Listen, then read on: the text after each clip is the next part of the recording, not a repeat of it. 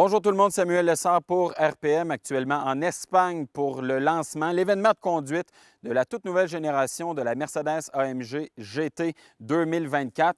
Quand on la regarde, on se dit, ouais, passablement similaire à celle qu'on avait précédemment, mais détrompez-vous, elle est complètement différente. Oui, le style est très proche, mais tout ce qu'il y a en dessous est complètement modifié. Premièrement, la voiture est nettement plus grosse que ce qu'on avait auparavant. Elle est 17 cm plus longue, 7 cm plus haute, 7 cm plus large également. Et tout ça dans un seul et unique but, améliorer le confort et le côté pratique à bord du véhicule. Je vais vous parler des caractéristiques techniques. D'abord, on a un châssis qui est entièrement nouveau, partagé avec la nouvelle génération de la Mercedes-AMG SL qui a été lancée un peu plus tôt, il y a quelques années. Et on a retravaillé complètement la configuration du véhicule. On avait auparavant une boîte de vitesse qui était à l'arrière pour améliorer la performance et la distribution de poids. On a rapatrié le tout à l'avant. Le moteur qui est sous le capot a été avancé un peu aussi pour permettre d'avoir un peu d'espace pour la transmission et ça change donc complètement la configuration du véhicule.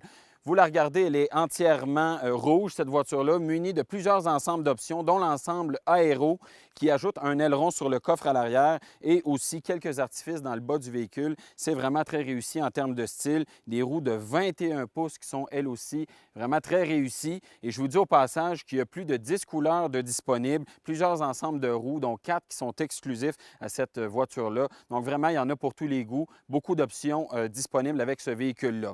On va avoir sous le capot un V8 4 litres, biturbo compressé. C'est un moteur qui est bien connu chez Mercedes-Benz. Deux versions proposées, la version GT55 qui a 469 chevaux et la version GT63 qui est le 577 chevaux. C'est la seule version qu'on a mise à l'essai.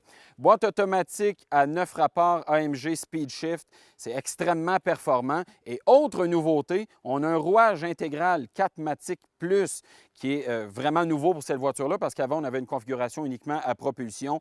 Et ici, c'est un rouage intégral qui est entièrement variable. On peut avoir jusqu'à 50 de la puissance à l'avant, 50 à l'arrière ou encore 100 de la puissance à l'arrière selon les différents modes de conduite qui sont au nombre de 6. On peut aussi paramétrer la sonorité de l'échappement, paramétrer individuellement la fermeté de la suspension.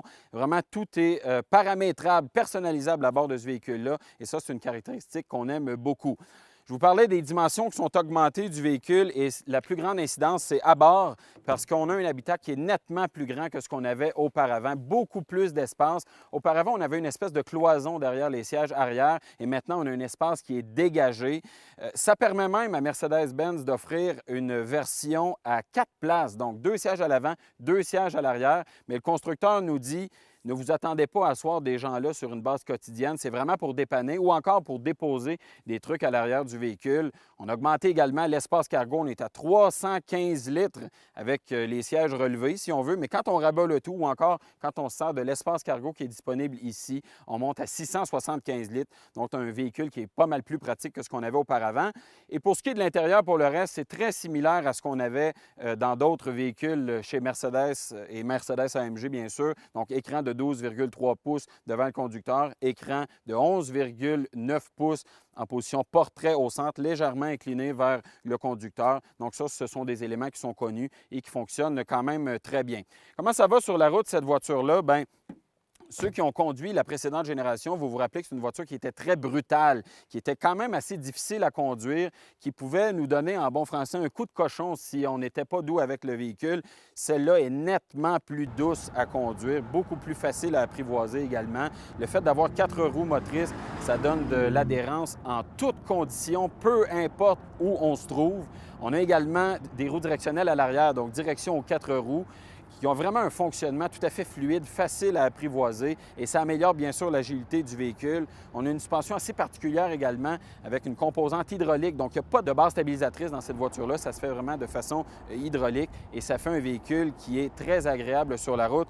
On a plusieurs personnalités, encore une fois, en fonction des modes de conduite. Véhicule très confortable en mode confort et véhicule très sportif en mode sport, sport plus ou même le mode race qui vous permet d'aller sur une piste de course. Donc vraiment, on a un véhicule qui est plus adouci. Moi, je trouve qu'on manque peut-être un peu de la personnalité qu'on avait avec l'ancienne génération, mais bon, les versions